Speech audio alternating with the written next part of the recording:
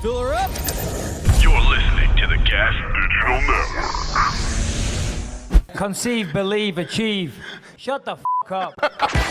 You're listening to Believe You Me with Michael the Count Bisping and Anthony Lionheart Smith. Ladies and gentlemen, we are back. The boys are back. All four of us to start the show. Yeah. Slowly taking over, lads. No man alive should be headbutting people. Fight week. What is John Fury doing? He is out of his goddamn mind. What'd he do? He headbutt somebody? You didn't see this? I got the video. Just give me 1 second, boys. He's in the hotel lobby, Riyadh, Saudi Arabia. Right? Hold on, here we go. A picture. Headbutts in. And he's the one covered in blood. And you! And you!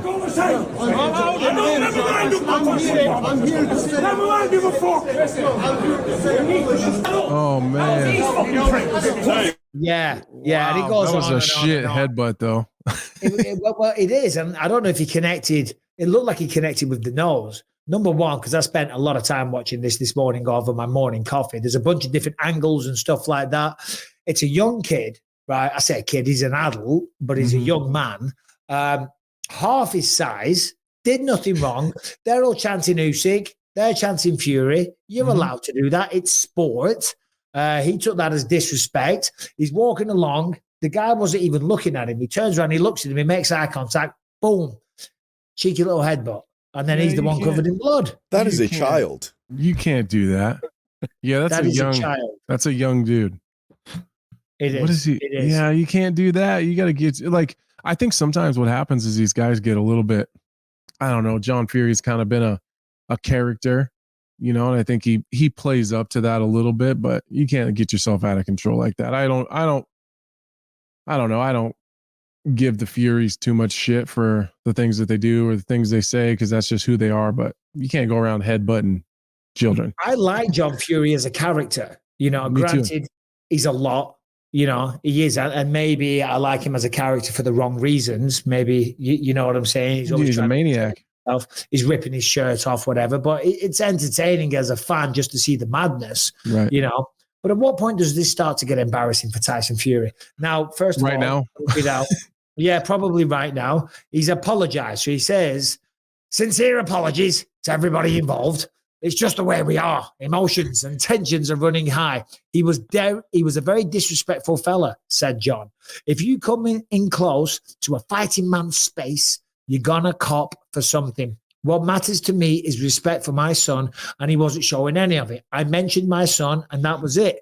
Sorry, he mentioned my son, and that was it. So we had to have it. It doesn't bother me. Bleeding, it's what we live for. We're fighting people. That's a regular occurrence to me. Disrespecting. Well, Jesus Christ, what are we, 12? What is this we shit? When's the last time John Fury fought? Well, he was squaring up against Francis Ngannou and Tyson. I know, but that's what I mean. Like, we're fighting men? No. Well, the gypsies. The gypsies, I think that's what he's referring to. Oh, okay, that makes more sense. And there's no excuse. You can't just be like, they just be like that sometimes. Like, that doesn't work. And people just be getting locked up for that shit these days. What if you said that? We just headbutted someone in the middle of Vegas for being a prick. You're like, well, that's just what we do. That's just who we are. Hey. Talk shit, chat shit, get banged. He has too much money to be headbutting people. Well, there's that. He's very lucky. And Harrington, next comment's yours. I can see you just dying to get in. No man alive should be left kept waiting this long on a podcast.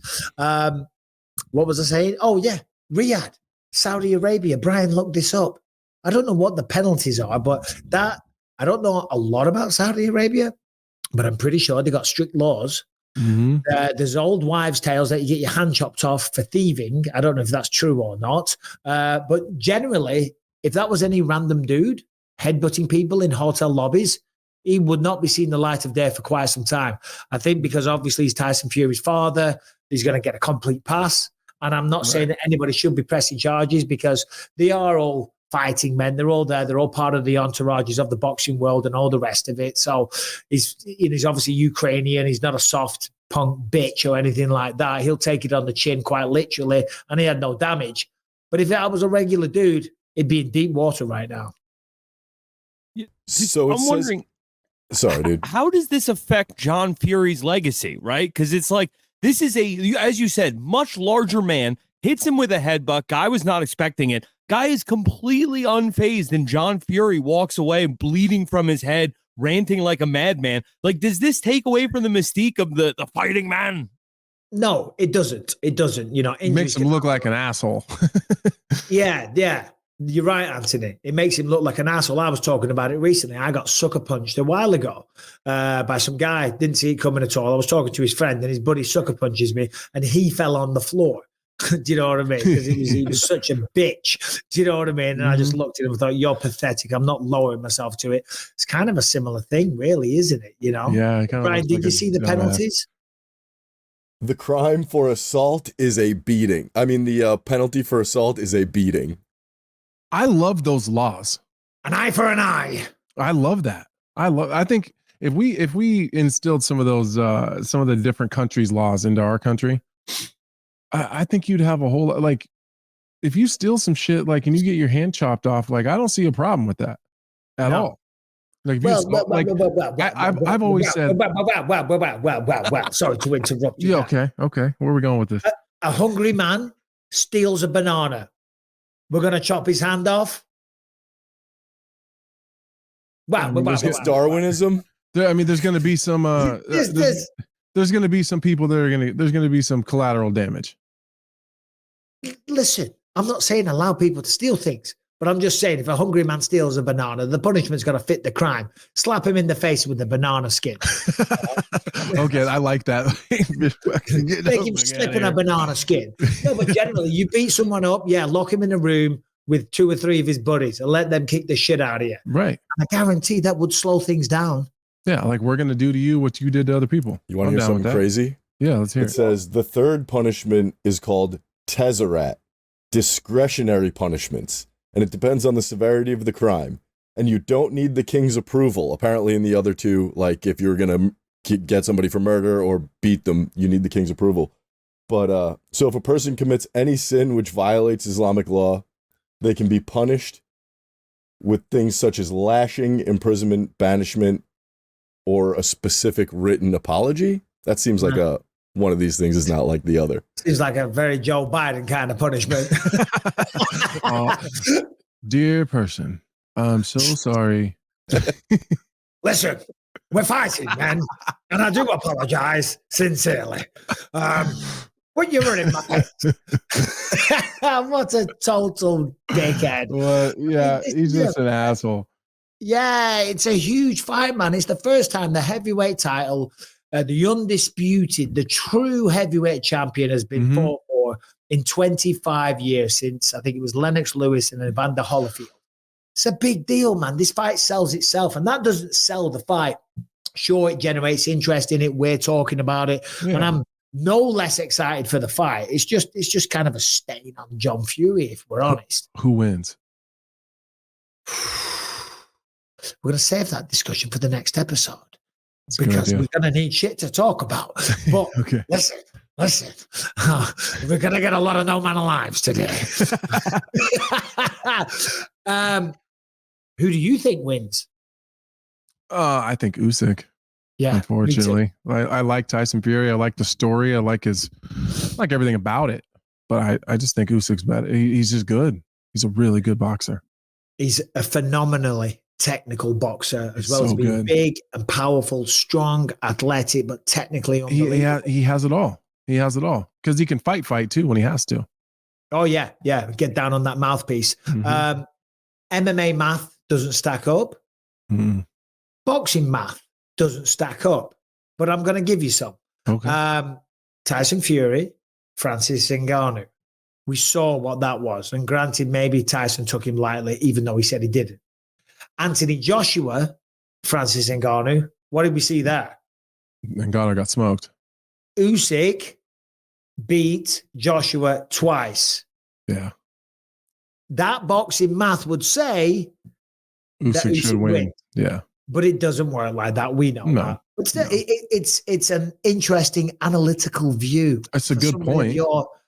Your kind of intellect, Anthony. I'm sure you can go off on a tangent on that. Well, I definitely could, but it just doesn't. It because styles and body types and the types of guys matter. But generally, I would say that like MMA math almost never works. Really, like you really can't use it for anything. But boxing, it seems to hold it holds a little more true than MMA for sure, because there's only these two things. Like if you don't do this better than him, you're kind of like there's no other wrinkles to the game. You can't just, I'm gonna switch over to jiu-jitsu or start wrestling. I'm gonna kick more. Like if you're not better at this, you're just not, and there's nothing you can do about it. Yeah, for example, as you say, styles mate fights, mixed martial arts. One guy might have really good takedown defense, so therefore the other guy couldn't take him down. And but the other guy that fights him is really good, but he hasn't got quite as good takedown defense, so therefore he loses because he's taken down and control. Just one example for you people there, piggybacking. On the madness of what we just said about eye for an eye, what is it, tooth for a tooth? What is that saying? Tooth for a... Is it eye for an eye? Is that it? Is that the I think end it's of just eye for an eye. Are you sure? Brian, surely you know the biblical references. Is it eye for an eye? It is. But that's it. But though it's also an eye for an eye leaves the whole world blind. Well, generally it would. Way to bring that shit badass, you can go on to become champion of the world. Yeah, fuck you. Yeah. Gotta get it in. No, we weren't going to talk about this at all. It's not in the notes, but we were talking about punishments fitting the crime. Right. Did you see what happened in New York last week? The guy walking down the street, there's a woman walking home by herself, and he has a belt, and he puts the belt through the belt buckle, so it makes like a hoop. Brian, in fact, don't play the video because it's shocking. The woman's just walking along, minding her own business, lassoes the belt hoop that he's made over her neck, carries on walking, drags her down to the floor, drags her off walking along the street. She goes unconscious because you can imagine how tight that choke was. Yeah. Drags her between two cars, and it's caught on like a CCTV camera. And then I'm not sure what he did. I think he might have RAPED her. It was that was one of them. And it was like the coldness of the way he did it. I don't know why that came in my head there, but it's absolutely. See, that's exactly what should happen to that guy. And more. Yeah, and more. I seen this video. I think it was in New York actually too. It was like an off-duty police officer, like a real kind of petite looking black lady. And she was walking down the street, and there was like looked like kind of like a homeless looking sort of guy. And as soon as she passes, he like jumps on her and like grabs her. You can hear on the security footage, she's like, "I'm going to kill you if you don't let me go." And then she ends up pulling a gun and shooting that guy. And he's laying there crying like he's been victimized. He's screaming for help from other people. Like, that's what you get. It's totally what you get. It's crazy. It's a sad speaking of New York, you see those like random acts of crime happen in New York. I guess Brian and Harrington probably know more about it than we do, but like Steve Buscemi got sucker punched or something and like knocked out walking in Manhattan or something. What's going on in New York, Brian? A lot is going on. Steve Buscemi is an absolute legend. Yeah, I saw that this morning, man. Yeah, is that just like a thing that's happening? All like people just randomly punching people walking down the street? Yeah, I mean, more and more you're hearing reports of people just getting attacked by crazies on the subway or wild shit going down and people just getting attacked down on the street. And to be honest, it's because people are just let out of prison immediately here. There's no punishment for it. So people just don't get it. I'm not cutting you off, Brad. We don't want to get down to too much that vibe. We talk about that stuff a lot. But I was saying this because I came back, I sent it to Rebecca.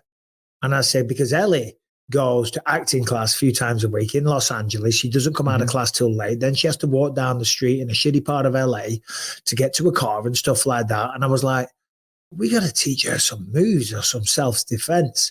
And the reality is for that thing to happen there, it doesn't matter how good you are. The way the guy executed that, you're done for the most part, unless you're a Mackenzie Dern or something, or like a real badass of a woman. The main thing is, and it goes for men as well, awareness. You've just got to be aware. As you're walking along, and if you're by yourself and there's a guy that's walking, he had a big mask on, he looks suspicious as hell, be aware. Just if you see someone like that, cross the street. Be aware of your surroundings. And even when you go past him, just make sure he's not. And it's a sad state of affairs, but that would be my advice. In the martial arts world, Anthony, they call that zanshin in Japanese jiu-jitsu. Zanshin. Just awareness. See, I feel like I'm paranoid. It's like that's the next level. Yeah, I'm like not even in like a weird scared way. I'm just always like, I'm just hyper aware. Like I won't even, if I'm in a restaurant, I won't even sit with my back to the door. Ever. Yeah. No, but that's okay because I kind of get like that sometimes as well. You want to know. You don't want to have your back to the world. I want to see it coming. Yeah, I want to see it coming. Yeah.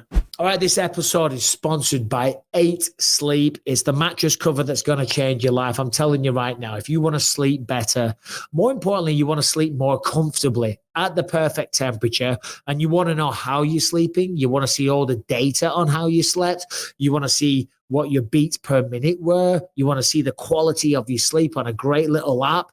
Then you got to check out 8 Sleep. It is the mattress cover that is going to change your life and certainly the way that you're going to sleep.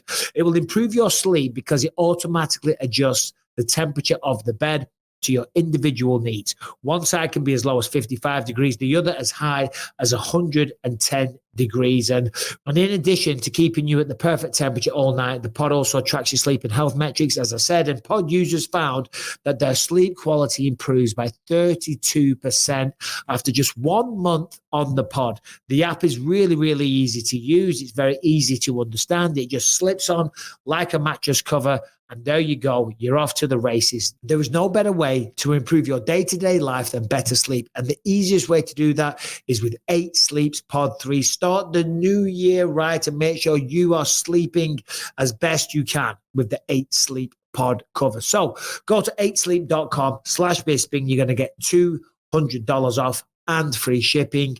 8sleep.com/Bisping to get $200 off and free shipping. I just want to say real quick, we have Chase Hooper joining us towards the end of the show. He'll talk about his big victory at the weekend. But Derek Lewis got the job done. Derek did it again. 15 knockouts in the UFC. By far the leader now in terms of knockouts. Derek said he was going to show us all something special. He was going for takedowns and stuff like that. But it was the same old Derek Lewis when it's all said and done. Man, that guy is he's such a character. Like, we're going to really miss Derek Lewis when he's gone. And just it's not even just his knockout power. I used to just be so impressed with the power that he has. But at this point in his career, and as long as he's been around, as much tape is out there, he still finds the ability to land it. Like, it's just the ability to find those shots and get them to land. And he carries it late too in a fight, even when he's tired. He's been wrestling, he's been grappling. He still has the ability to land that power shot. It's really impressive. It's not even just the God-given power that the man has. Obviously, he's got that, but that'll get you through 3 or 4 good ones. But once people figure out that you got that kind of game-changing power, they're going to start adjusting. And now that they've seen him knock people out with his left hand and his right hand, and they've seen the flying, throwing goofy kicks, and they've seen the overhand, like, they know exactly what's coming, and he still finds it. It's crazy. Yeah.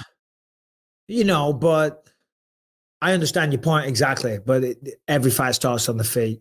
Yeah. And so you're always, you're up against Derek Lewis. I've said this many times, but when we worked at Fox Sports back in the day, Derek came in and we had one of those punch bag machines. And when he hit it so hard that when the bag thing went like that, the metal base lifted off the ground ever so slightly. It was wild, man. That's crazy. I swear to God, it went ka-ding like that a little bit. That's how hard he hit that thing. That's insane. Yeah, insane. And his jiu-jitsu is so fascinating to me. It's a very, I don't want to be disrespectful. It's not like super technical jiu-jitsu. But the way he's not like Charles Olivera? He's not Charles Olivera. But even with you mean he's not like a Damian Maia? No, almost. Who's the heavyweight jiu-jitsu guy? Almeida?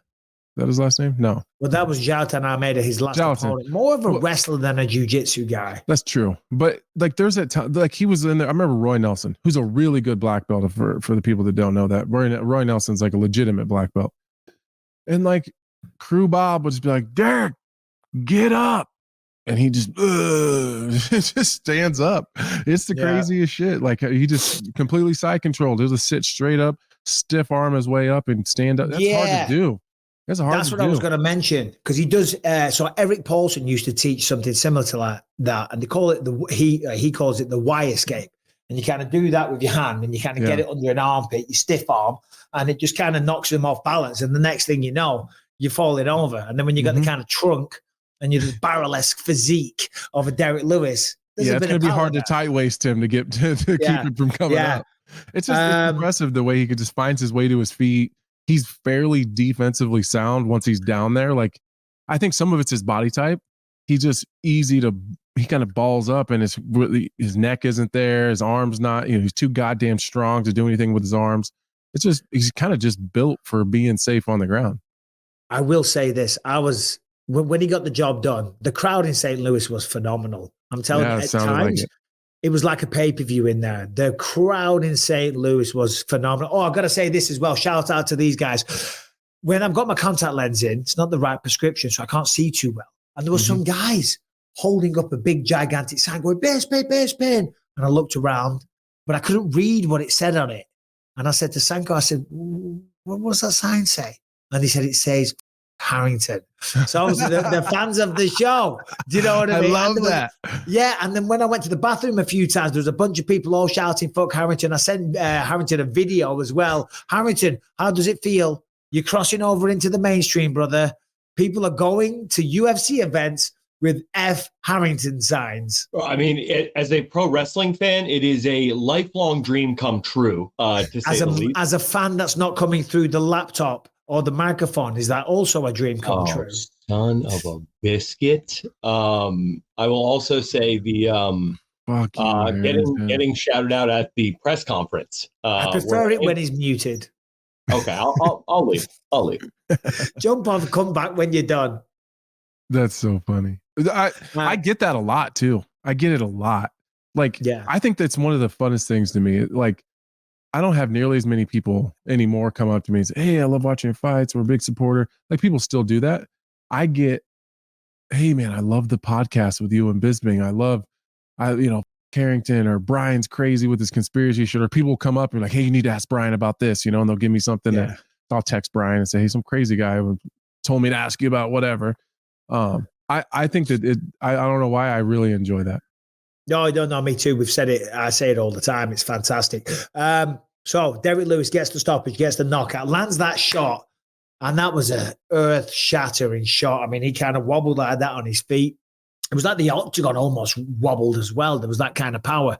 But I was excited to go in there and do the interview because Derek Lewis, first of all, the shorts come off, then the cup comes off, and then he pulls his pants down. We call that a moonie in the UK. What do you call it in America? Mooning.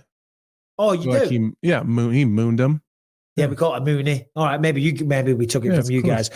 Yeah. So I was like, oh, this is going to be a good one.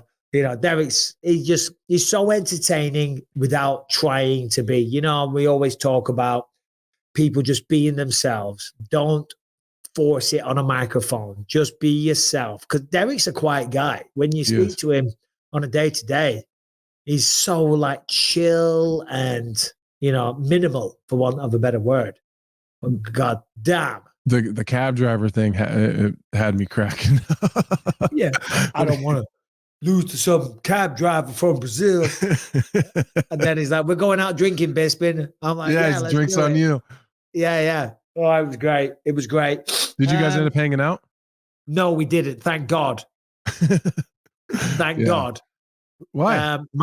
Why? Thank God. No, I'm joking. If I would have seen him, of course, I would have bought him some drinks and celebrated with him. But I don't know that'd probably be pretty expensive trying to get Derek Lewis drunk. Well, that's what I'm saying, and I don't know if I could hang with Derek Lewis. You know what I'm saying?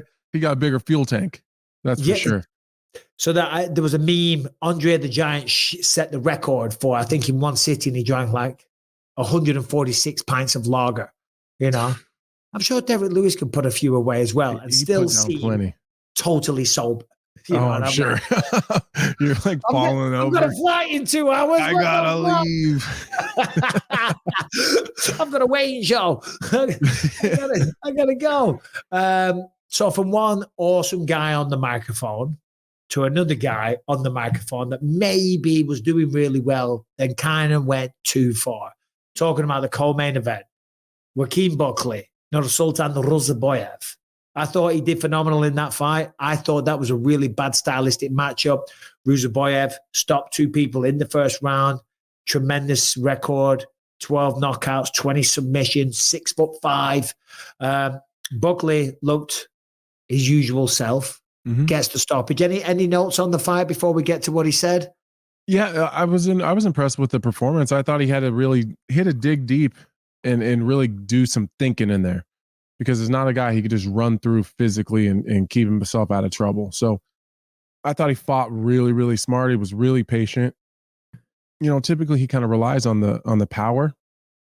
In the first 2 rounds, he wasn't able to land the big shot. He had to fight very, very smart. And that showed a big evolution for me, where he really had to think hard and keep safe the entire time and be super dialed in the whole time and not lose focus. And I thought he did a great job. Yeah, phenomenal job against. And like you really said, tough matchup. Just size difference, the power, the distance that he had to start. Like I thought all the way around, it was a really great performance. Yeah, exactly. And we say it all the time, but he was all the way out until he was all the way in. You know, and it takes a lot of discipline to do that. You stand in the pocket at striking range, he's going to get picked apart all day long. So he was disciplined. Got the takedowns. That's, you know, he's been doing that lately. Just beat Vicente Luque before that. Gets on the microphone. He was a star all week. Obviously from St. Louis, he kind of made this happen. You know, confronted Dana at UFC 300 press conference. Gets the fight, a tough fight. Gets the win. You know, electrified crowds all week. You know, he was kind of stealing the show to a certain degree. What were your thoughts on the post-fight interview? I thought it was going great. Oh, it was going. And when he starts calling McGregor's mum a hoe and the grandma a hoe and stuff like that, I'm like, yeah, this is great. I love, you know, yeah, you're great. I'm like, shit. Yeah.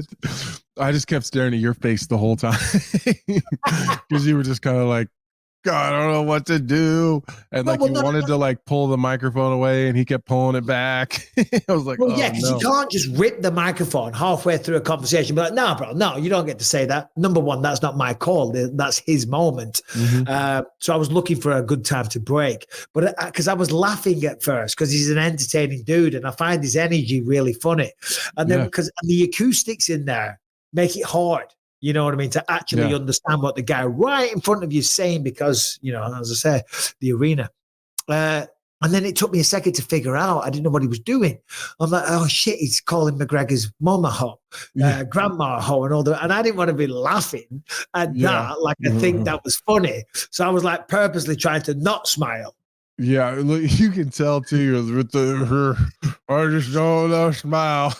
It's like, you just don't. Because it's like I'm condoning it, but yeah, that's right. She is, you know. Yeah, I thought it started off really good. I thought that him speaking about his grandma and being in St. Louis and you know her having ALS and I thought that was really, really sweet. And then he spoke to her through the camera. I thought that was endearing. Very. It made you feel for him. We've all had moms or grandmas or you know aging family members that we just want to speak to in that moment. Thought that was really cool. And then when he called out McGregor, I was like, like what a waste. Like you wasted a great opportunity to put yourself in a really good spot for your next fight. And then it was like, oh no, he's talking about the McGregor name and his grandma or his grandpa and his great grandpa. And I was like, oh no.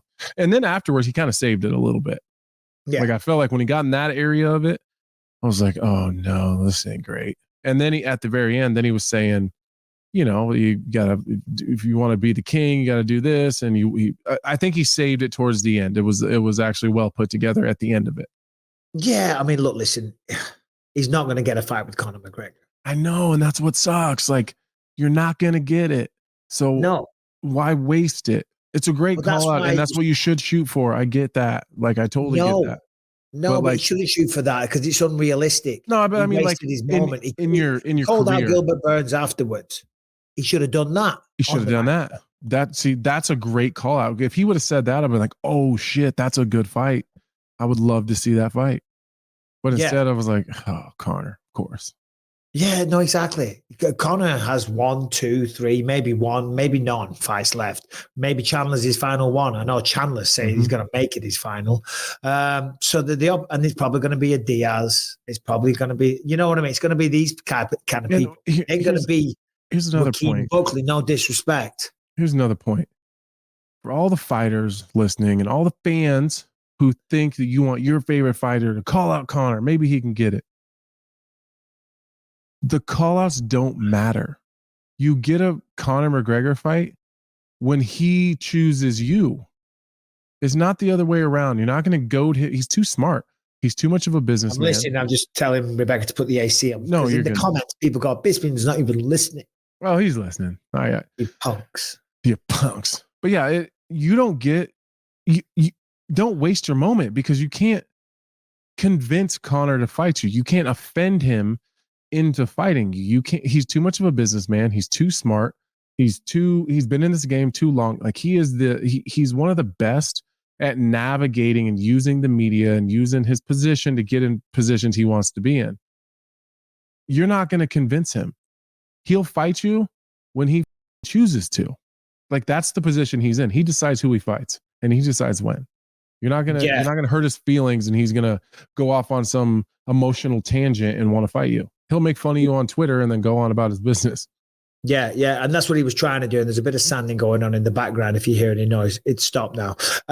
He was just trying to insult him, enough. That's why he went to that low blow. And look, listen, it's the fight game. People say a lot of nasty shit. It's not like he headbutted his dad in a lobby, is it? What he should have done was talk about Gilbert Burns. Your pussy ass Brazilian jiu-jitsu ain't gonna do shit or whatever. Do you know what I mean? Like go down that path. And Gilbert Burns might be like, oh, really? Okay, I'm gonna save my name, get a fight, defend the savior or the reputation of Brazilian jiu-jitsu. And it's actually a perfect logical next step. Because Buckley's a star, man. He's a real star, I think. Sometimes I think people use this Conor thing for their own clout and love. Like, yeah, it's one thing to call him out because you like deep down, you got to know you're not going to get that. Like you're very, very unlikely to get it.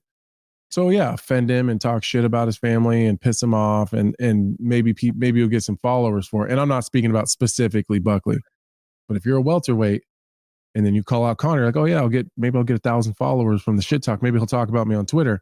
But if you're also a welterweight in the position, you really want to piss off Gilbert Burns and talk about his mom and have that dude come choke you unconscious, because that's more than likely going to happen if you do. Eye for an eye, tooth for a tooth.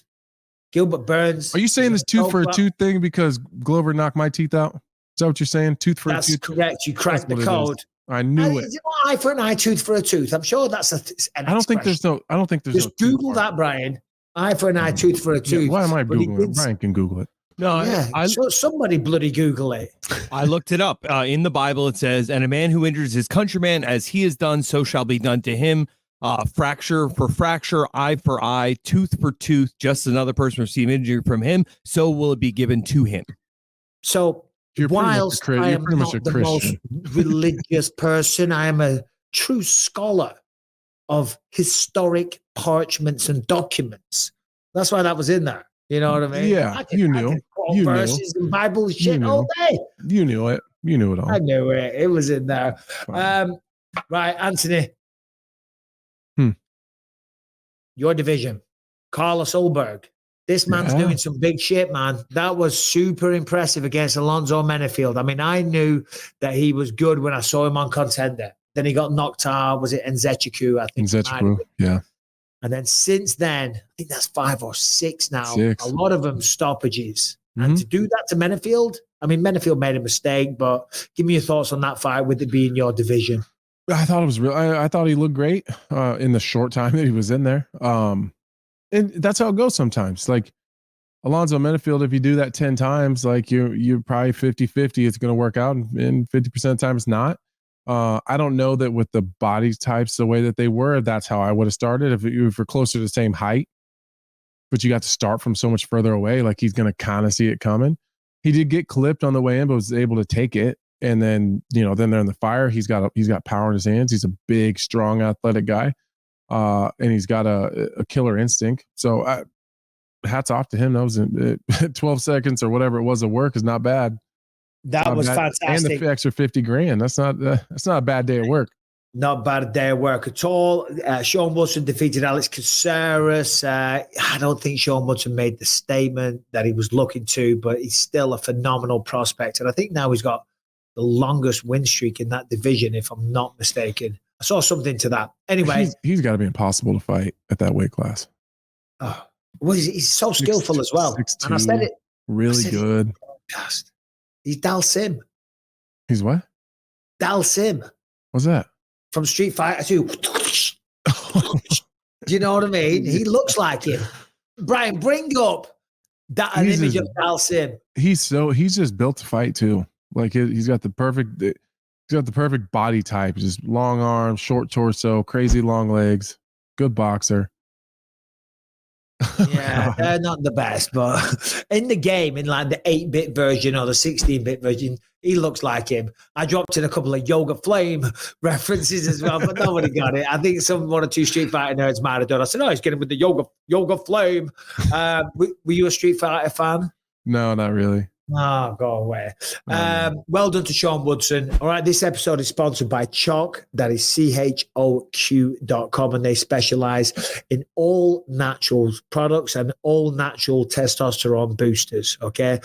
Men's testosterone levels are dropping all the time. If you're in your 30s and 40s, you're going to feel it. Generally, you're going to lose 1% of muscle mass per year. With the less muscles, you're going to burn less calories, therefore you're going to acquire more fat on the frame. You're going to get out of shape as the testosterone dips. You're not going to feel as vibrant before. The libido is going to drop. You're not going to be focused. You're not going to feel the same. You're not going to get the same benefit out of your workouts.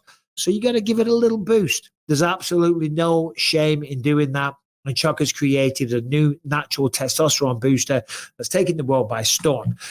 Listen, all natural. That's the first key. The supplement industry is filled with, well, a lot of crappy supplements. Let's just be honest. And Choq, they are proud to stand above the rest in clean, pure, and healthy products. They use full disclosure labeling. They tell the exact amount of ingredient in each of their products. There's no label fluffing, no underdosing, and they're all measured to exact clinical research. Choq Daily is the cleanest research-based testosterone booster available on the market. And along with Choq Daily, check out the Male Vitality Stack and the Stack Ultra. And right now, when you go to choq.com, CHOQ.com, and you use the code Bisping, you can get 35% off your entire order.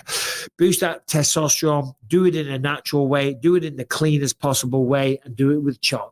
Choq.com, CHOQ.com. The promo code is Bisping for 35% off your entire order. Starting the main card, what Dana called the shite of the night. Which fight was that? The shittiest fight of the night. No. Which one? Who was it? Robelas de Spain versus Waldo Cortes Acosta. Talk about a hype train being halted in the most ridiculous fashion.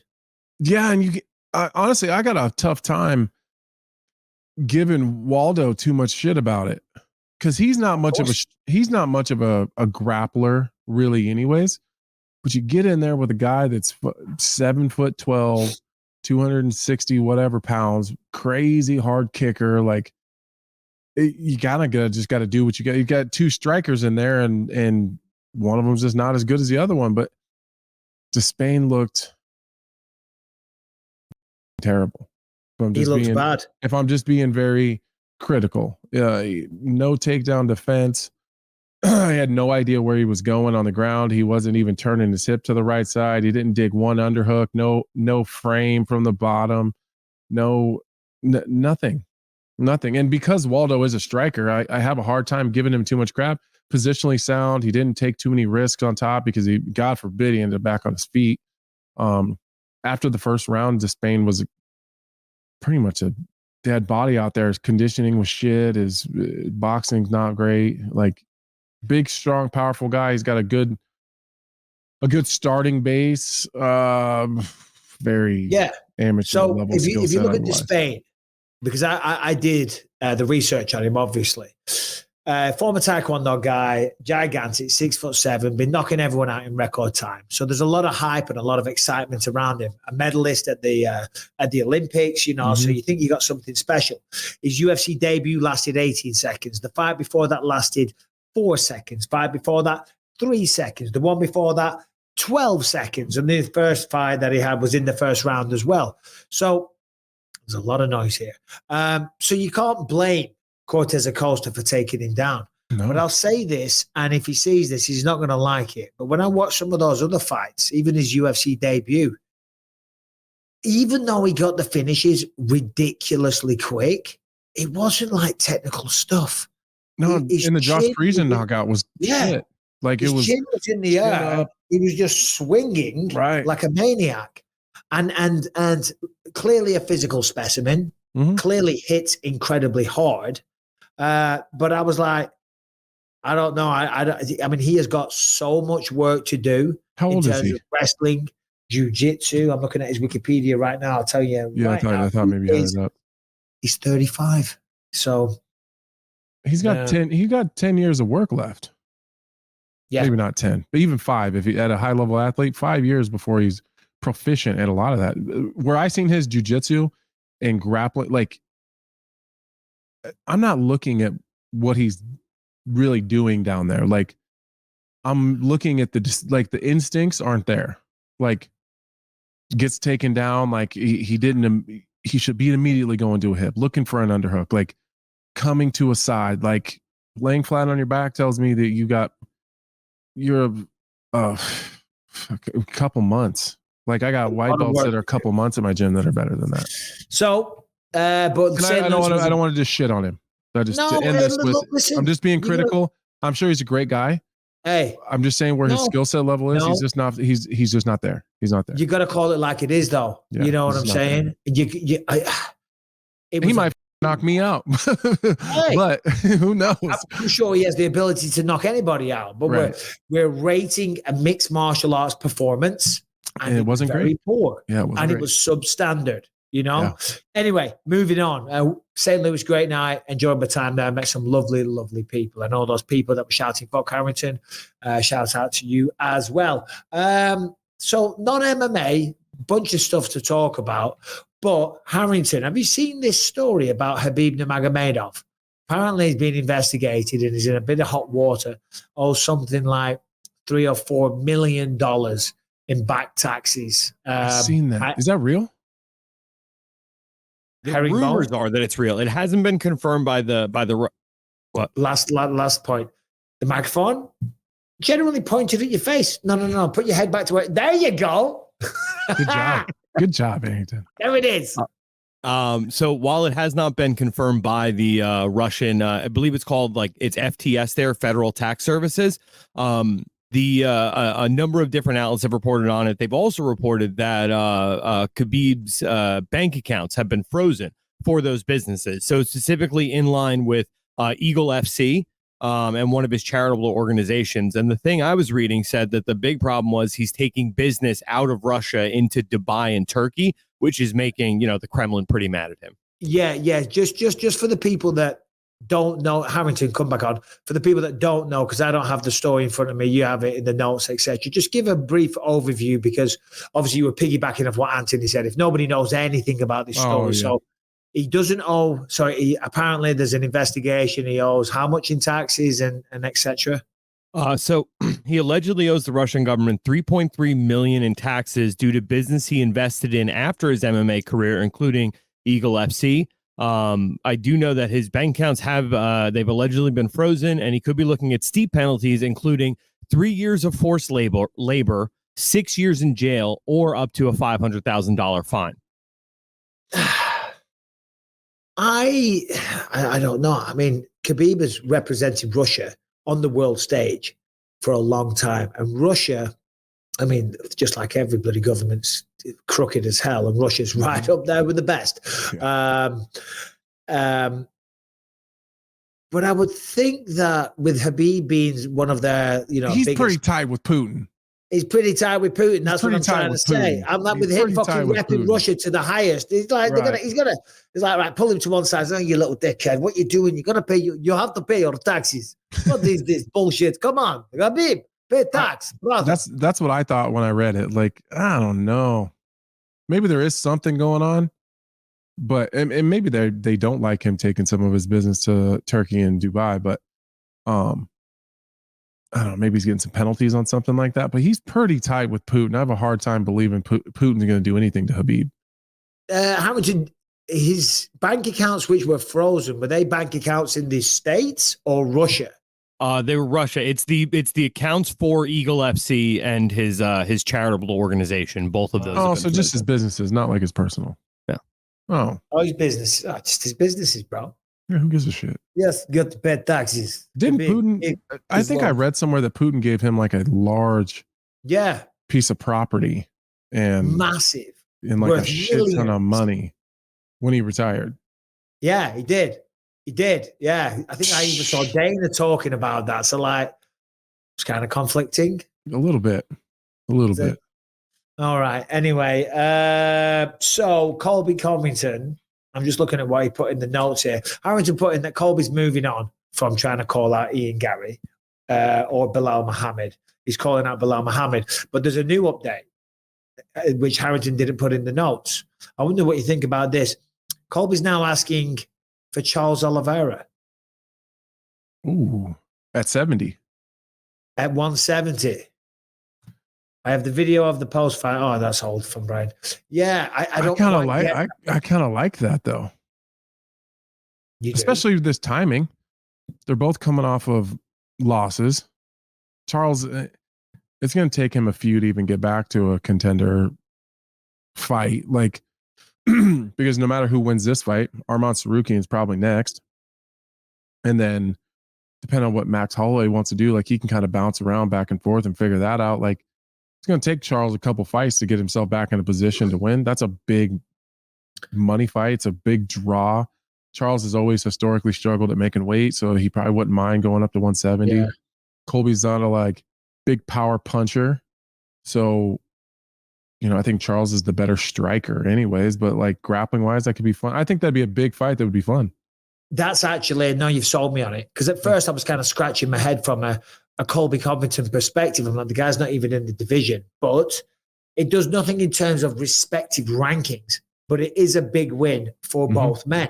If Colby can beat a Charles Olivera, one of the most exciting guys, we all know his resume. And if Olivera can beat, one of the perennial contenders in Colby, again, that does nothing but boost the reputation of the career.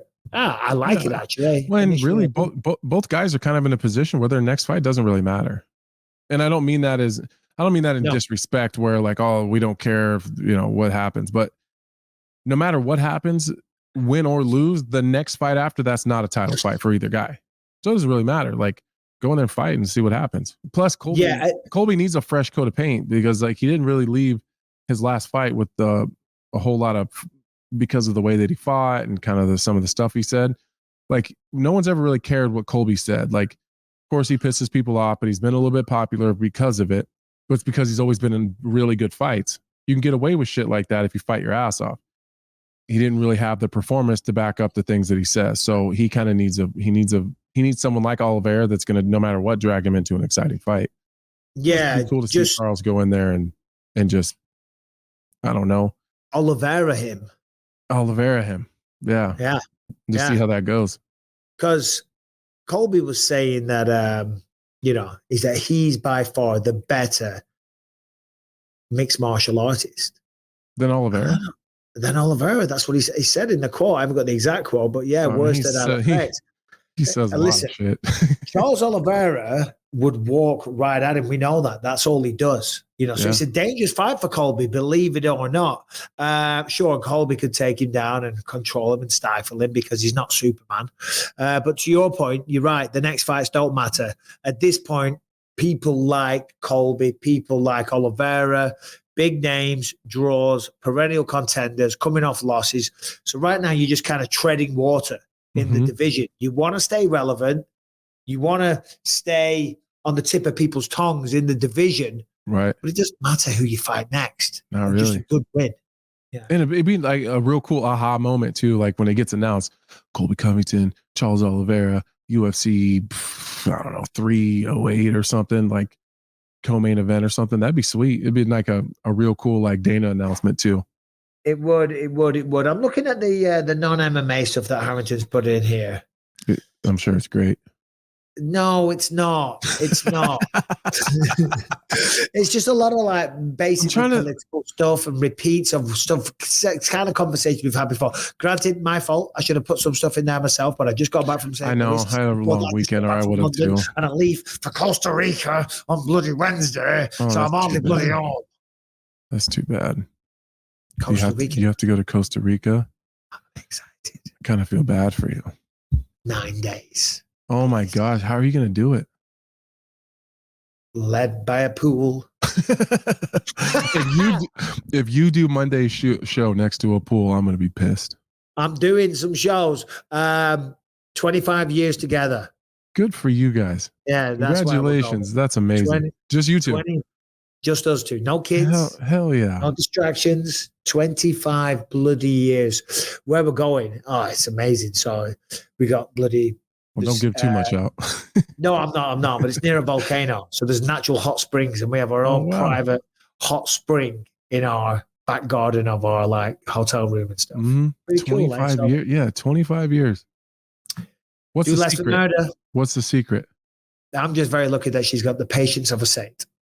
The secret's on her side. It ain't on my side. You're like, I just kept showing up. Yeah, exactly. Every day I wake up and she's still here. Yeah. But there was one in here, Harrington. You did put one in that was in last week and we never mentioned it. And I did get a kick out of this. Do you like The Masked Singer, Anthony? I actually do. Yeah. Are you a fan of the show? If it's on, I'll watch it. Can you sing? No. God, no. Would you go on The Masked Singer? Yeah. I mean, yeah. Yeah, probably. Do you know where this is going? No. Oh, you have no idea. This is great. No. Dricus du Plessis was on The Masked Singer South Africa. No way. Yeah, is he good? Is he good? Hold on, before you press play, Harrington, you want to hear this? He's brilliant. The man has got some bloody voice on him. Yeah, the press play. Okay. Brian. Press play. Right. No, he's brilliant. And when he's doing the course, you can kind of tell it's Dricus du Plessis. He's really good. About the things that we could be, but baby, I've been praying hard. Say no more counting dollars, we'll be counting stars. And baby, that's the only clip that I've seen. Harrington O'Brien, see if you can find a clip. I want to see the bit where he takes the head off. Yeah, me too. You know what I'm saying? That's awesome.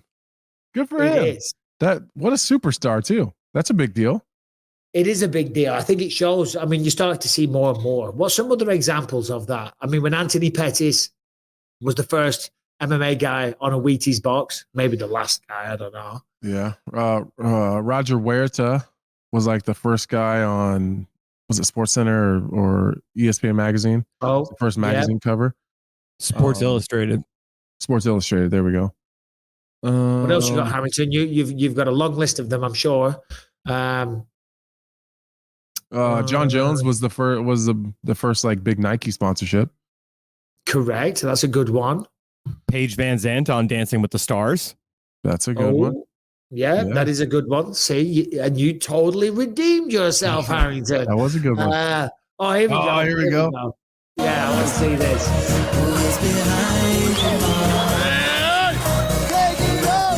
no way! UFC champion, Dricus du Plessis! Oh, that's awesome. Because that's kind of why I wanted to see it, because I wanted to see, I mean, obviously in those kind of studio audiences, you know, there's a laugh track. They get told applause, quiet, laugh, cheer, whatever, you know, so they would have cheered anyway. But I wanted to see the kind of level of mainstream recognition in South Africa for him, you know? Good for him. That's a. Yeah. I mean, that's a bit. Oh, Shoeface was on that Big Brother show in Brazil. I just thought about that. Was it? And apparently, it was like, I think he got kicked off for like grabbing someone's ass or something. was something stupid like that. But apparently, like the Big Brother show was a huge deal in Brazil. Oh, dude, Big Brother in the UK is massive. Is it? Massive, yeah. They do a celebrity Big Brother, a regular Big Brother. The people that win Big Brother in England, there's some of them still like, there's some that won like the first few seasons. They're still like mainstays of daytime television today. They've had awesome. like 20-year careers. Yeah. Yeah. Apparently, Shoeface is crazy popular because of it.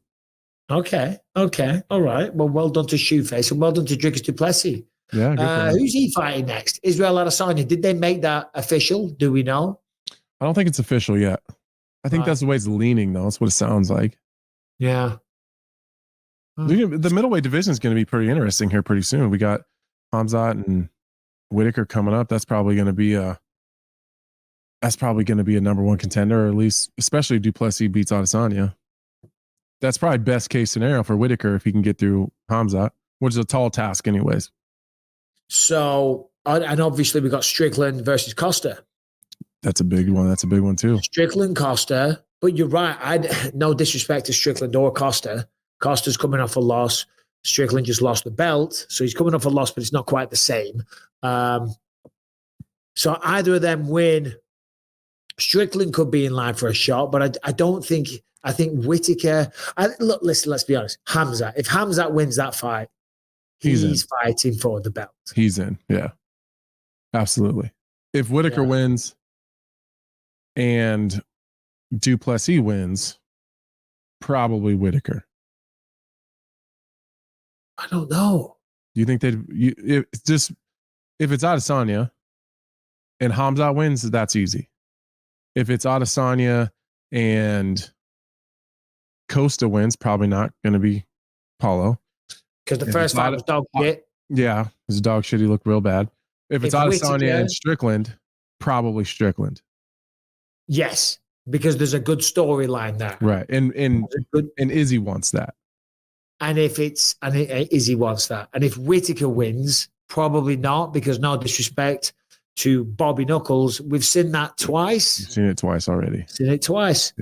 So storylines. Yeah, it's a little fun. It's getting fun and interesting. When we kind of were unsure when we had Adesanya and Strickland. Strickland only really got the shot because he was the one that was available. Like there wasn't like a clear contender for the title right then. I should know this because I'm commentating in Saudi. Is Whitaker Hamzat the main event? Yes. Yeah. As I say, I should know that. I'm just traveling a lot. Who do you think wins that? If you had to put your money on it, Whitaker versus Strickland, versus Hamzat. Whitaker is dynamic. Whitaker can stop takedowns. He can wrestle. He's got jiu-jitsu. He's got a gas tank. He's got a chin. Even though Dricus dropped him, he's generally shown a really, really good chin. Yeah, he's. I don't want to. I'm a real big believer in Hamzat. I really am. I think the guy's incredible. But if we're just being critical, first round, I think Hamzat can beat anybody across any weight class. I don't give a shit who it is. Anybody in the world he can beat in the first round. We start getting into second, third, fourth, fifth. I mean, the Gilbert Burns fight is kind of a perfect example. If that fight goes another 2 rounds. A better example is the Kamaru Usman fight. Yeah. First round, monster. Absolutely. You don't see people doing to Kamaru Usman what Hamzat did. No. Usman built his career on being a ridiculous wrestler.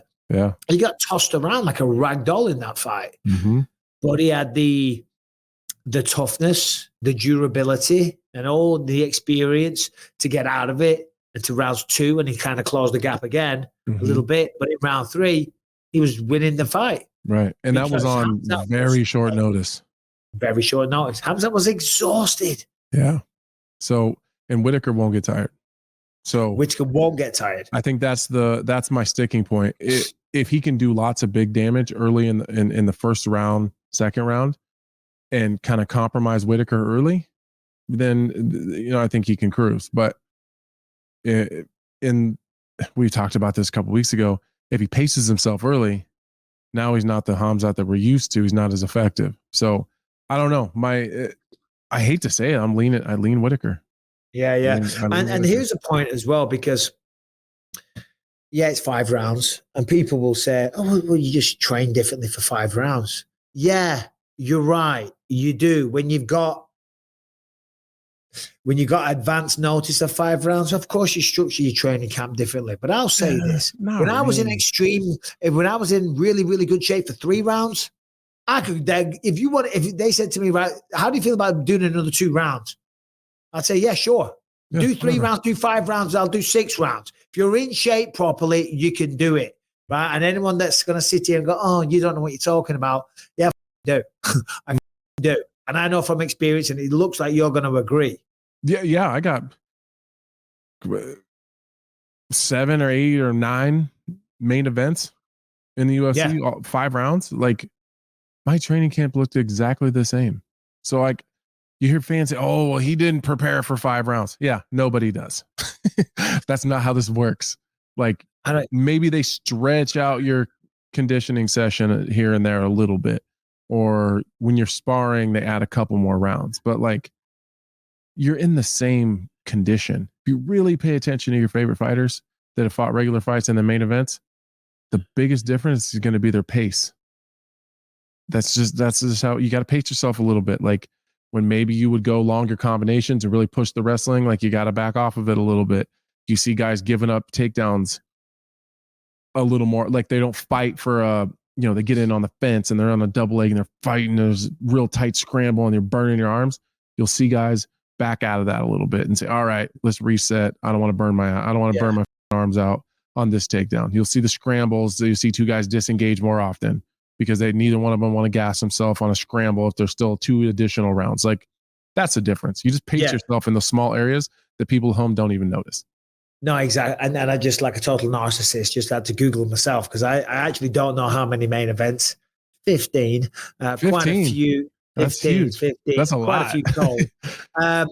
And here's the thing: when you do 3 rounds, and you're in shape and you're training, when you're done, you go, "Nah, coach, let's go. Let's do another couple of rounds. I'm feeling good." Mm-hmm. Do you know what I mean? So You're right. It's a really good excuse for people when they go, "Well, it was 5 rounds on short notice." Yeah. It shouldn't be 5 rounds on short notice.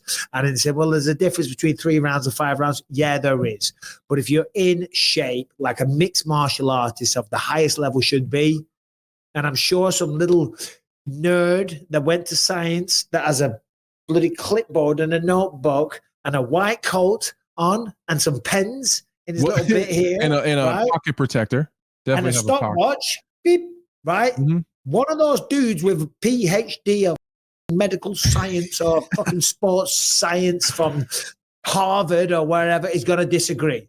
Well, I'm going to tell you, I will take that Pepsi challenge. Bullshit. If you do it old school, because you know what? A lot of like this new, and don't get me wrong, sports science is fantastic. Of course it is, and there's a place, and that's why human beings as a race, we're breaking records all the time.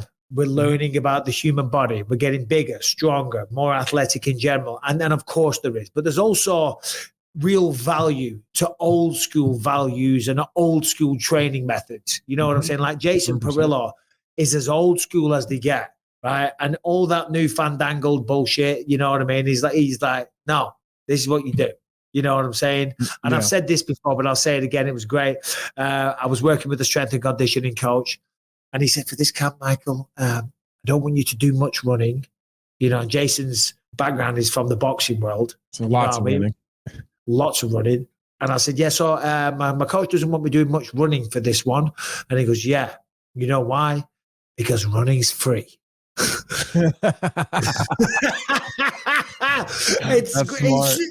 Because running's free. You're like, oh, yeah. They can't charge you $250 an hour to come into their little facility, you know what I mean, to get him ready for a fight and go, time. Mark Montoya always says this. Do you know how? Because, you know, you get these younger guys say, I got to add this and I got to do this and I got to add all this other new fancy ass shit. And he'll say, you know how you get better at fighting longer?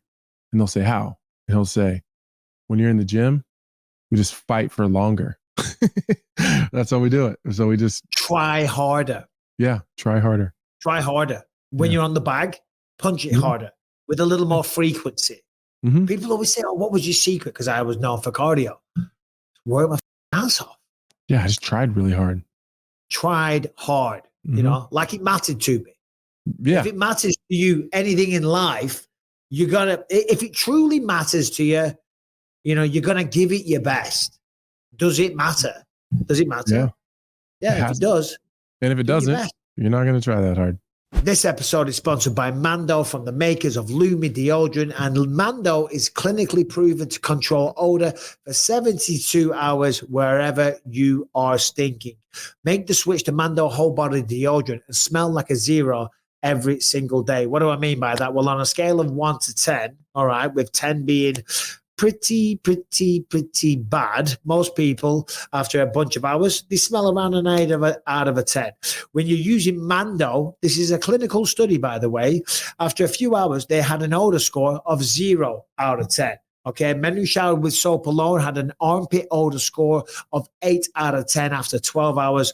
That is a big difference. How does it work? Well, it stops the body from kind of creating the smells, okay? It was created by a doctor who saw firsthand how normal BO was being misdiagnosed and mistreated. It's clinically proven to block odor all day and control odor for up to 72 hours. It's baking soda free, it's paraben free, it's pH balanced, and as I said, clinically proven to control odor better than shower or soap alone. And right now, Mando Starter Pack is perfect for new customers. It comes with a solid stick deodorant, a cream tube deodorant, 2 free products of your choice like body wash or deodorant wipes, and you get free shipping. And as always, a treat for you guys, new customers get $5 off a Mando Starter Pack when they go to shopmando.com and they use the code Bisping. Shopmando.com. The code is Bisping for $5 off the starter pack. That equates to about 40% off when you go to shopmando.com and you use the code Bisping. All right, as I said at the beginning of the show, the one and only Chase the Dream Hooper was going to join us. He's here and he's on the secret juice. What's going on, Chase? I love that shirt.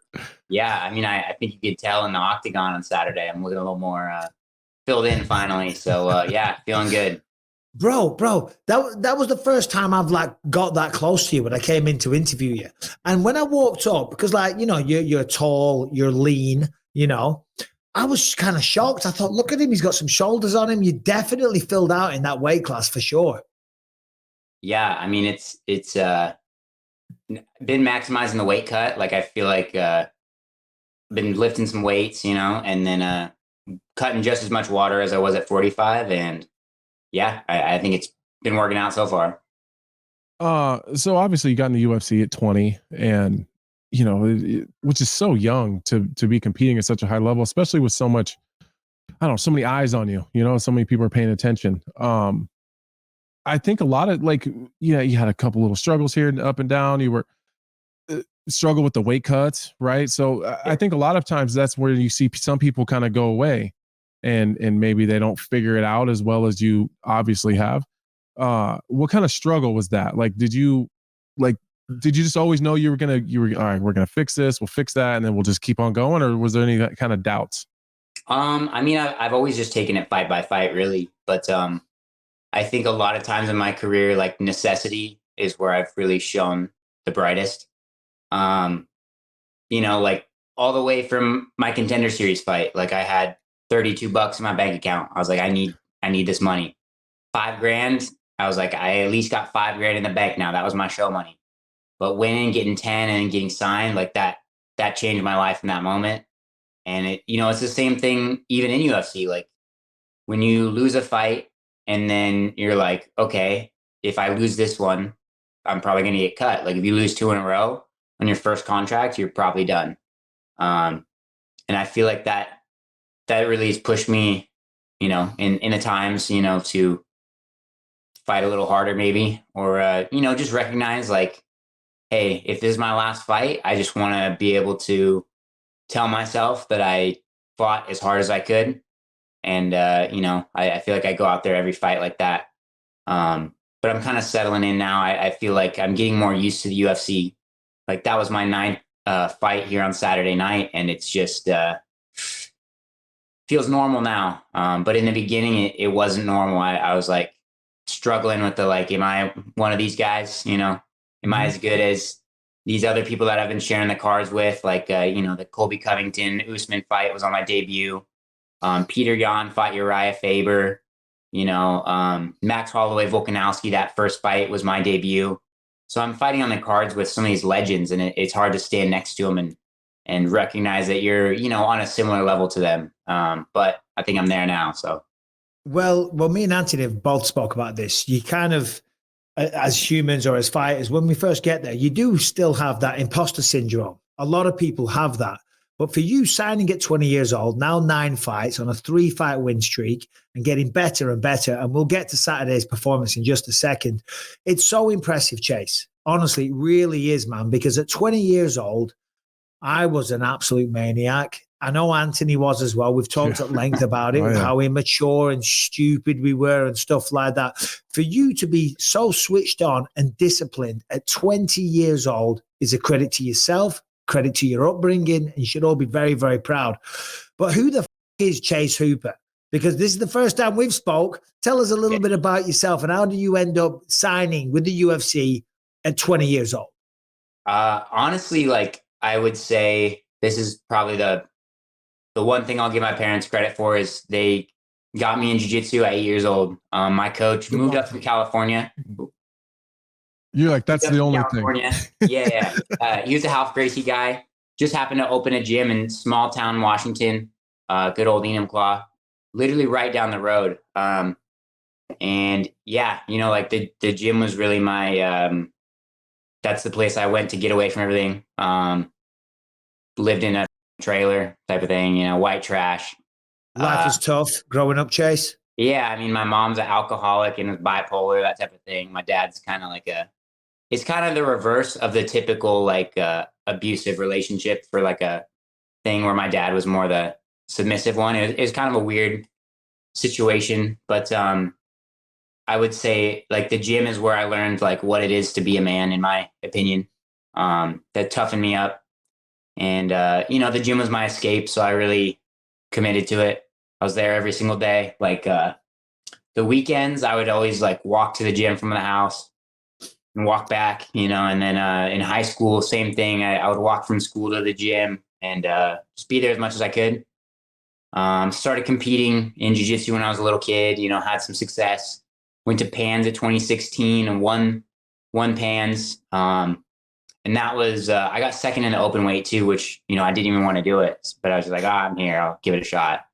And, you know, that really gave me the confidence to be like, okay, maybe I'm good at this.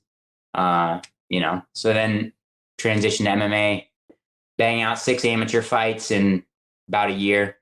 Turned 18, went pro. That's right around, it was such a weird thing, like growing up in like kind of a shitty situation. It was like, usually the kids are the ones that leave the nest. It was kind of the opposite. Like my parents both kind of moved out and they're like, if you want to keep paying for this thing, like you can. It's kind of like a hoarder house type trailer situation, is kind of up, but you know, went pro and fighting was my only source of income. So I was fighting every month for, you know, $1,000. And then my wife, who's about to give birth to our kid, she's helping me out, helped fix the place up. We sold it. And then, you know, we got our own house now.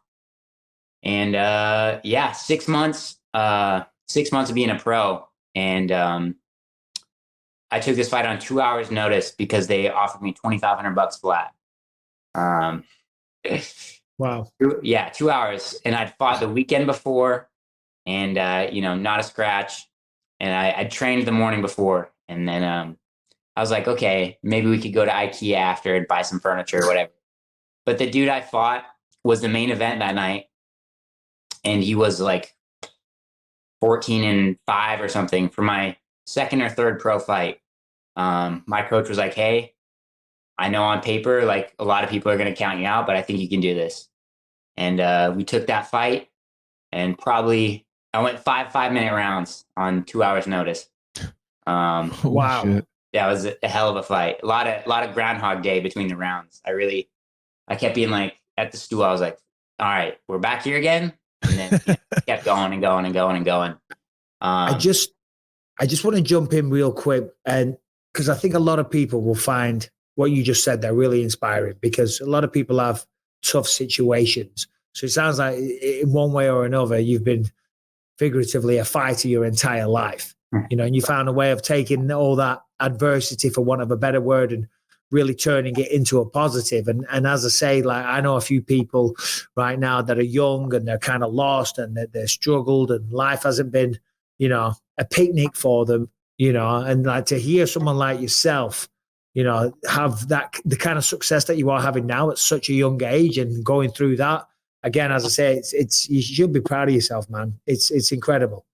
Yeah, I appreciate that. It's a lot of necessity, like I was saying. Like, I took that short notice fight because I needed to pay the bills, and things just keep working out. I just by the skin of my teeth a lot of times. 2 weeks after that fight, got an email from Sean Shelby. He was like, "Hey, do you want a shot on Contender Series?" And I was like, "Yes, 100%." And they tried to book me for June, but I'd already had another fight scheduled by that time. So I was like, "Hey, I can pull out of this fight, or I can go through with it." He was like, "Nah, go for it, and we'll push you back to July." So I fought that fight, 4-0, went on to Contender Series, fought Cain and Kawhi, Hawaiian, super tough. I honestly don't remember that fight. He hit me so hard. But, I got a couple of those. Yeah, I mean, I think we all do. Contract after, and sky's the limit from there. That really helped too, like getting some time on Fight Pass, kind of a step up from the local shows, maybe a step down from Contender Series. Just let me develop a little more, and then made my debut in UFC 245, and yeah. What? Okay. I don't know how to say this without sounding like an asshole, but for why don't you tell that part of your story more often? Because I think it all makes sense though. Like when you were telling it, I kept thinking like, well, no wonder. Now it makes a lot of sense, like why you fight the way that you fight, and like the confidence and like just that fighter mentality in you. It makes a whole lot of sense now. But like there has been times, and I think a lot of people have this, like you're a good looking kid, you're young, you don't, like, if you look at me, you look at that guy and say, that guy's had a rough life. Like it's easy to see, but like you just look like a good young kid, you know what I mean? That's got a lot of good things going for him, but really you've been kind of fighting your ass off your whole life, and kind of like that come from behind story. And that like, I feel like I'm gravitating to you now. Like I care more now. Like, not that I didn't care before, but like I feel like I'm attached to you a little bit because I've had my own struggles and Mike has had his struggles, and like it hasn't been easy for either one of us. So I feel like I'm connected to you more now. I think if you told that a little more often, especially leading into, you talked about your girl early on, and now it's your wife, and now you're about to have your own child. Like that's a huge story. And again, because Mike and I, our kids kind of saved our lives, and that's what we fight for, and that's the most important things in our lives. I don't know. Do you purposely not tell that part of the story, or has it just not been highlighted yet? I don't know. I just I try not to dwell on the past too much. Like, it is what it is at the end of the day. Like my girl's family is great. We spent a ton of time with them, and yeah, I don't know. I mean, I've made my own decisions as far as like finding all the good people to be around, my team, my coach since day one, I don't know. I try not to dwell on it and really just focus on the now, like I'm genuinely happy. Like I went from, being in pretty rough spots and not super content with everything. Like that's usually what I think of. Like when I first started fighting, like I just had a lot of, angst, I guess. Mm-hmm. Like I wanted to get that out. And, hurting other people, I guess, was the move for that. But, now it's transition. Like now I'm here, I'm a competitor. Like I'm more grounded in reality, and like I'm happier. I don't know. I just try not to dwell on all the bullshit in the past, and yeah, live in the now. Like I'm happy. I have a great life, And yeah, I don't know. Maybe I should talk about it a little more, but yeah. Wise beyond your years, Chase. I'll say that because you're right. Yeah. You know, it doesn't define you. You know, I mean, now you've used it to your advantage and you're doing big things. That was the best performance of your career Saturday night, man. I mean, you looked so good. Vyacheslav Borshev, for those people that don't know, is a monster on the feet. Over 200 professional kickboxing fights. Good, solid grappling defense. And I like Vyacheslav, so I've got to pick my words carefully because he's such a likable dude. You mauled him from start to finish. And not only mauled him, you drop him. I think it was a massive left hand. You sit him down straight away. And fair play to him because he had really good defense on the ground. And he was fighting that whole time until you got the finish. But talk me through it. How good did it feel when you landed that shot and all that good stuff? Yeah, I mean, honestly, one of my main training partners is a heavyweight. So it's great for the wrestling because I have to set those shots up. So I end up him with overhands a lot. And I think in the video, if you watch it back, like I double throw it. Because a lot of times he would move out of the way and then I hit him with the second one. And then use that to transition to the shot. Just because like a big ass dude like that, I can't be a slouch on the shot or, you know, I'm going to get sprawled on and my back's going to hurt the next day or, you know, that night, whatever. But no, that felt amazing. Like really like in the morning shakeout, we were getting a lot of that type of stuff too. A lot of that left hand landing. I really felt like the beginning of the fight, I felt like Slava was doing a really good job of staying just outside of my range. But I kind of allowed him to walk me into the cage a little bit. I felt like I ended up doing that a little this camp because that's kind of what I wanted. I wanted him to kind of come in a little more, feel a little more comfortable. And then, so he just kind of edged right inside of the pocket and I was able to, you know, fake that shot. I felt like he was really waiting for the shot. I felt like he was waiting for me to shoot, like start wrestling, which I'm sure, you know, it makes sense. But that was really also my goal, you know, on the flip side of it is like, do not shoot immediately. That's exactly what he wants you to do. So I kind of had to, you know, let him come in a little more and then threw that overhand. And I mean, it was one of those little light bulb flash moments where I was like, oh shit, I guess that landed. Let's get on it. And then you see the little flash in your head of like, okay, maybe this could be over. Like maybe I could finish it right quick. And then, like you said, and to his credit, I knew this. I think I said it in the meetings with you guys before the fight. Is I knew he was going to be tough. Mentally, like I knew it was going to be a tough guy. Like he's not going to just, you know, crumple under the pressure, or you know, if I hit a good shot or if I get in a good position and I'm beating him up. Like he's constantly in the fight, and that's what I respect about him. But yeah, I just kind of had to pour on the shots. I think subs were really kind of the plan B on that. Just because I thought TKOing was going to be a little easier, but you know, neither Keith nor Slava were going to give it to me easy. Fucking Keith wasn't. No. Yeah. Keith Peterson let him take one hell of a beating. That's why I like having Keith Peterson as one of my refs, because I know by the time he stops it, I'll be ready to be done. If I'm in a bad spot, I'll be happy to be out of there. There's no early stoppages. Or your opponent's going to get tired hitting you in the face. Yeah. Were you felt pretty confident then going in and striking with him, and you feel like you're really growing there? I thought you looked great, but like you feel comfortable though. Yeah, I mean, I did a lot of I found a lot of like boxing kind of more sparring partners, more strikers that were going to try and walk me down and just beat me up in the pocket. I mean, obviously I knew Slava was kind of on a different level as far as like just, you know, the pedigree of his striking, being a K1 level guy.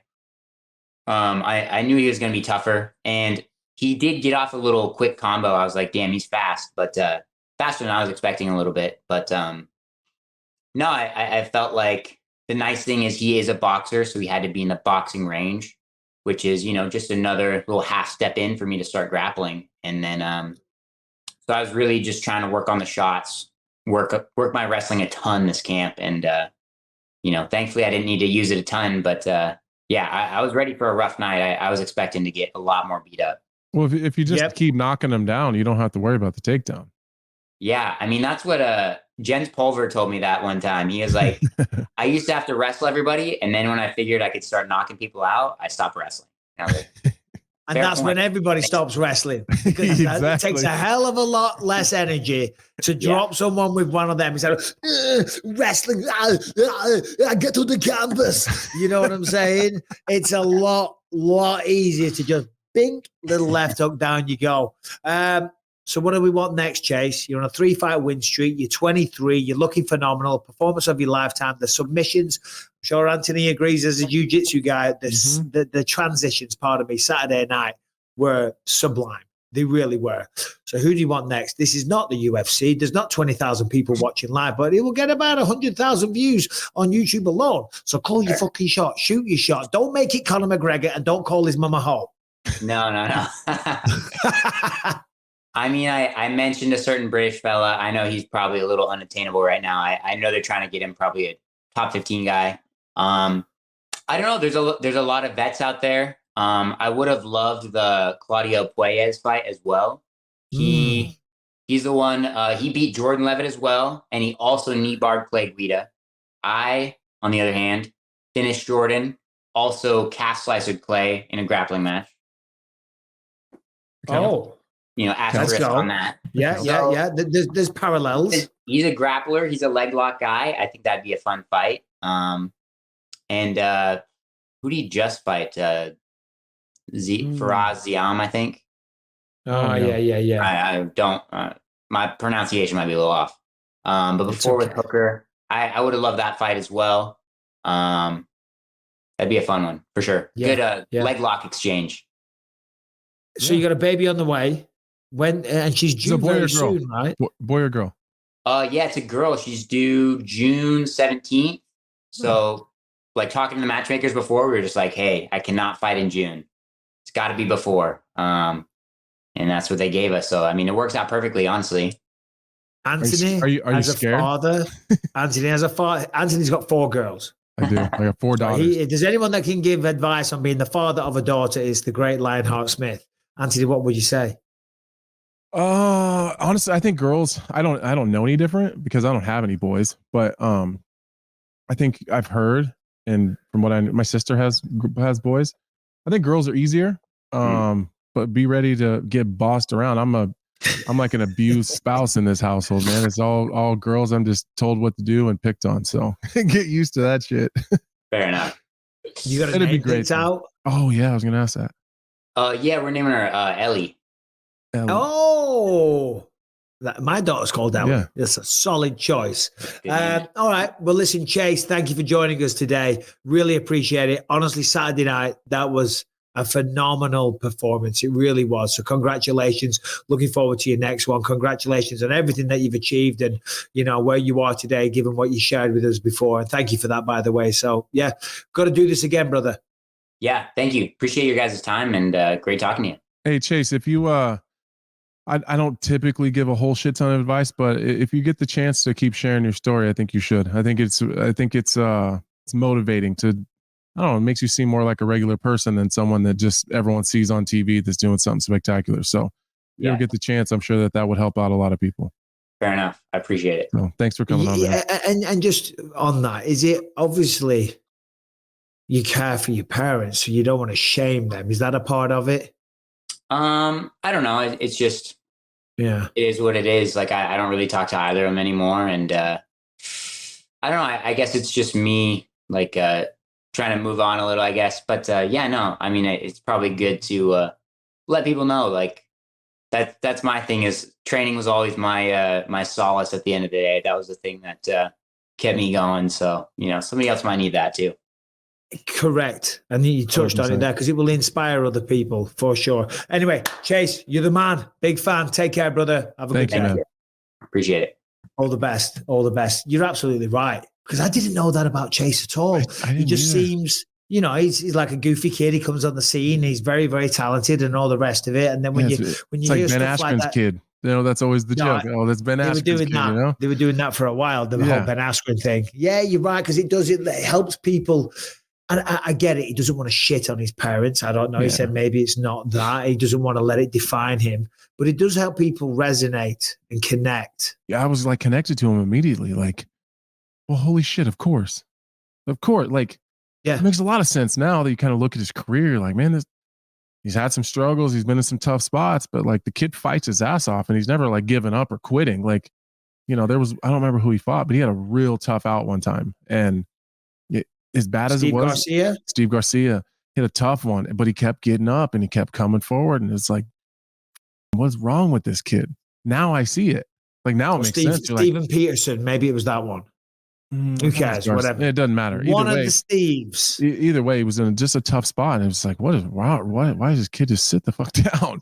Like, stop taking it. Like now I get it. Like he doesn't know any better. He doesn't know any different. Like he just fights. Even when maybe his brain's telling him not to, his body doesn't know any different. I don't know. I just felt myself super connected to him there when he was talking. No, absolutely. And I'm sure everyone enjoyed I got you, kid. I get you, kid. Yeah. I get you as well. So, Harrington, before we get to questions, is there anything that we need to get to? We've talked about John Fury headbutting people in the lobby. What is the craziest kind of similar situation to that, you think? What's the wildest one? I mean, McGregor with the dolly, for like fight week kind of crazy bullshit stuff. McGregor with the dolly is a big one. Harrington and Brian, feel free to jump on. There have been some boxing KOs during like weigh-ins or face-offs that are wild. Yeah. Well, Mike Tyson, I mean, he had some doozies. Well, there was that press conference. There's that press conference that got canceled from Hamzat, Kevin Holland, Diaz. When Tony and Diaz ended up main eventing. Yeah. They were all fighting. Jeremy Stevens with the push at the weigh-ins that knocked his opponent out. No, I hurt his neck. Yeah. Jakar knocked his opponent out of the fight. Jakar Close. Who was that? I don't remember who it was. I think it was Close. Maybe it was Jakar. Yeah, it was Jakar Close. Yeah. Jeremy Stevens got arrested like weigh-in day one time. Stevens, no, I remember that. I was working the show for Fox Sports. I was like, this is wild. This gives us a lot to talk about here. Yeah. What else? I mean, Mike Tyson and Diaz throwing the monsters at each other during bro, we're talking about John Fury headbutting people. We're not talking about two people throwing a couple of water bottles and pushing somebody at the weigh-ins, Harrington. Terrible examples so far. I'm sorry. We need violence. Okay, what about when Tyson dropkicked that guy? We need police. Say again. What about when Tyson dropkicked that guy? Mike Tyson? Yeah. I dropkicked somebody? I feel like all right, I'm gonna have to look. You just made that shit up. Yeah, he did. He's like, okay, I'll give you. What about that time Mike Tyson drop kicked a guy one time? Yeah. What did he stab someone with a trident? Yeah. You might want to lay low. What film? You don't know what film that is because you haven't seen it. It's called Anchorman. You need to gotta see it. I haven't seen Anchorman yet. Brick killed someone with a trident. That really escalated. Right, this episode is sponsored by Shopify, which is going to take your business, whatever it is, online. It's going to allow you access to the worldwide global market, and Shopify simplifies everything, selling online or in person, so you can focus on growing your business successfully. Shopify covers every sales channel, from an in-person POS system to an all-in-one e-commerce platform. It even lets you sell across social media marketplaces like TikTok, Facebook, Instagram. It's packed with industry-leading tools so you can ignite your growth. Shopify gives you complete control over your business and your brand without having to learn any new skills in design or code. And there is 24/7 help and an extensive business library course if you want to do that. Shopify is there to support your success every single step of the way. And what's incredible to me about Shopify is how no matter how big you want to grow, Shopify is there to empower you with the confidence and control to revolutionize your business and take that business to the next level. If you have a business, get online. I say it all the time. Purchasing a website domain, designing the website, being able to accept major payment methods online, it's very costly. It can be very, very complicated and time consuming. Well, it's all going to get super easy, quick and simple with Shopify. And you can do it for a trial period of just $1 per month. Shopify.com/believe to take your business to the next level today. Sign up for just $1 per month on a trial period. Shopify.com/believe. Anyway, if you have a question, please send it in to to bympod@gmail.com. Make it a fun question, an interesting question about life, about anything you want. But no man alive should ask us what fights we want to see in the light heavyweight division next. Harrington. If you are listening on iTunes, Spotify, wherever you find podcasts, make sure to subscribe, leave us a 5-star rating, positive review. It really helps out on those platforms. If you're watching on YouTube, make sure you subscribe to the channel and you hit that notification bell to find out whenever a new video drops. And if you want to catch over 500 episodes you can't find anywhere else, completely ad-free and totally uncensored, head to gasdigital.com. Use the promo code BYM, get a 7-day free, 14. Use the promo code BYM14, get a 2-week free trial. Check out over 20 great shows on the network. I'll say this, Harrington, jump back on. I'll say this. That is the only time you haven't done that flawlessly. Mhm. No, you know what I mean? Typically, you would nail that. I remember when we did it with Adam and Nick from BT Sport. When you did that bit in the room, they were like, whoa, this guy's a professional. Professional. Well, he started drinking like Rick, again over the weekend, so that explains it. Harrison, I tried to call you earlier, man. You don't call nobody back or what? No, you know what the deal is. My phone is being safely watched over by the people at the DC airport lost and found. I don't know what happened. What happened? I had to deal with a baby and a very sick wife on a layover. Never do a layover on the flight home. That's amateur rookie 101 stuff. And in the course of that, my phone disappeared. Well, typically I would laugh, but last week when I flew to St. Louis, Missouri, I left my laptop on the plane, so I'm in no position to be talking shit. Did you get it back? I did, thank God. Wow. I was nervous. I went down the airport, Laura Sanko, because I put in a report, and they were like, "We'll respond to you within 30 days." I was like, what the hell? And then at the fighter meeting, Sanko said that when she did that, she just went straight down to the airport and showed up. Mm-hmm. And because it's still there, it hasn't gone into the system to fly off to head office or whatever. You know what I'm saying? So I went down there and I said, yeah, I've left my laptop. They looked, they went off, they came back. Well, first of all, they said, can you come back in an hour? I said, I can't. Well, I'll give you a nice tip and you deal with me now. She goes, all right, just give me 5 minutes. She comes back. She says, no. Oh, no. She says, we did have one laptop. I'm like, it's got to be it. Pulls it out. Boom. I'm like, oh, you son of a bitch. Wasn't that? And then she says, hold on, what time did you get in? I said, like 11 p.m. Hold on. Comes back. Ba-da! I was like, yes. Yes. How much it cost you? Nothing. Oh, you didn't tip her? I tried to. She wouldn't take it. Oh. So God bless that woman. Yeah, it was nice of her. It was. All right, Brian. First question we have here is from Joey. Hello, BYM. It's Joey from Evansville, Indiana, USA. My question is about the UFC video games. How included are you guys in the process of making those? Do you get to choose your moves? Do you get the approval, or do they kind of choose that for you based on your previous fights? Also, how surreal is it to be in a video game? It's got to be cool for Colin and Lucas and Anthony's daughters to be able to pick up a controller and be their dad. That's awesome. So yeah, how surreal is it? How included are you guys in the process? And please bring back Brian's Conspiracy Corner at least sometimes. Even if you don't agree, Michael, it's fun to see the dynamic and the conversation between you guys. And don't worry about a co-host whenever Anthony's not there, because Harrington's an awesome choice and we love him. So yeah, Anthony back in the winner's circle, my man. Thank you guys for every show. Well, my friend, thank you for the question. I appreciate it. We need to get you another pin. Let's go with the many pins on your jacket that says, I'm Team Harrington and Brian.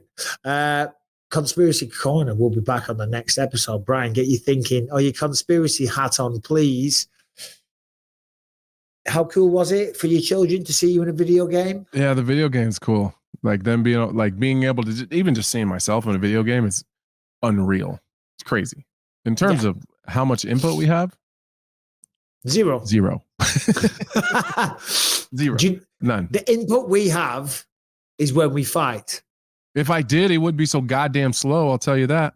Yeah. Hold on. What's your rating on the game? I don't even know what mine is either. I don't even Brian, know. can you do me a favor? He's got unreal. My character's got unreal power, pretty good durability, slow as a tortoise. So. Is he really? Yeah. Oh God. Yeah. I think I'm 89, something like that, which is pretty good. I'm probably like 47. I don't know. No. I don't know what it is. My kids have not let on that their father is in a video game. They haven't given me any credit whatsoever, bloody ever. Mine fight me with John Jones all the time.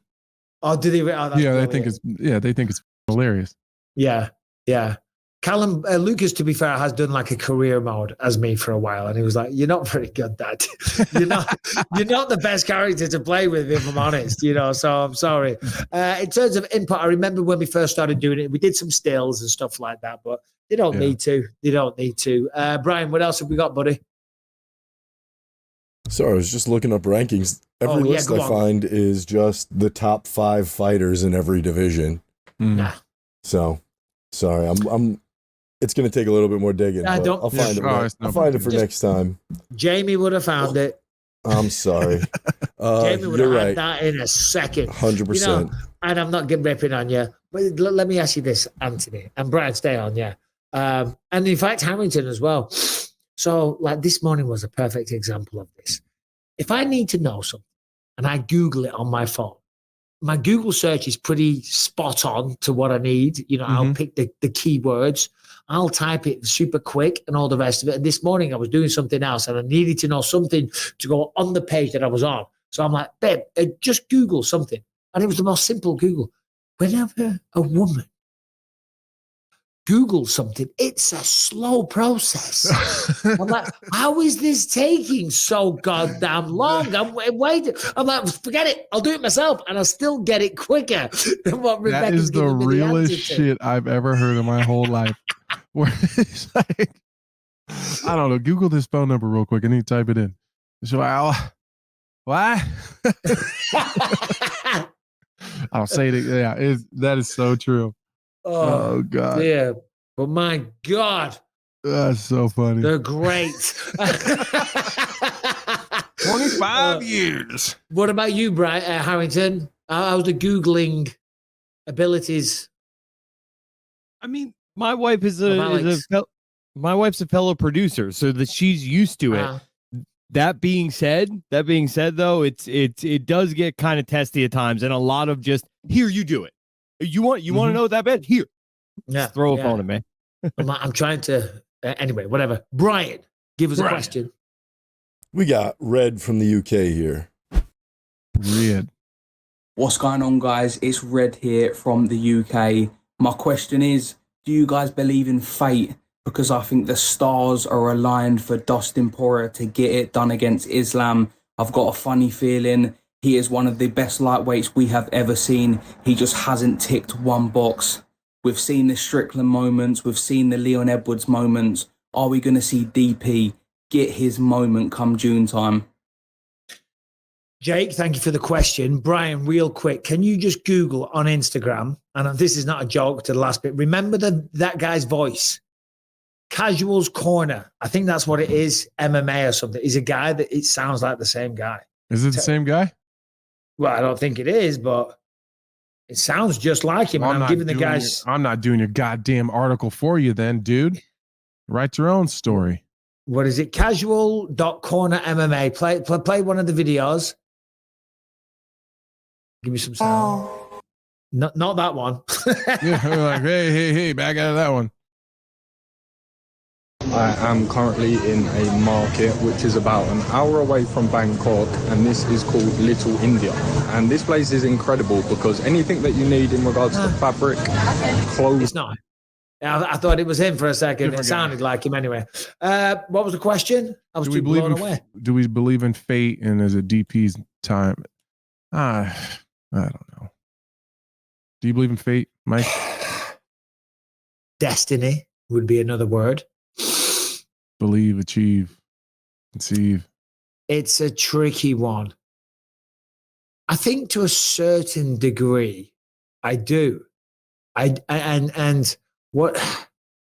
that doesn't mean that I think Dustin Poirier is going to become the champ.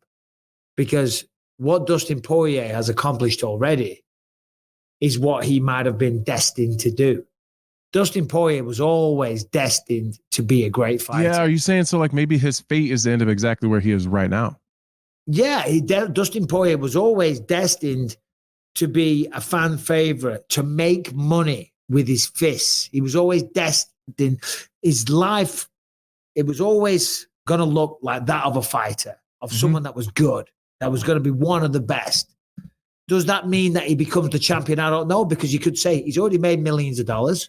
He's already been an interim champion of the world. He's already set financially when he's done. He's goddamn, how much do you want, Dustin? Is that how much Jesus more do you Christ, want? Chill, Jesus bro. Christ. Chill.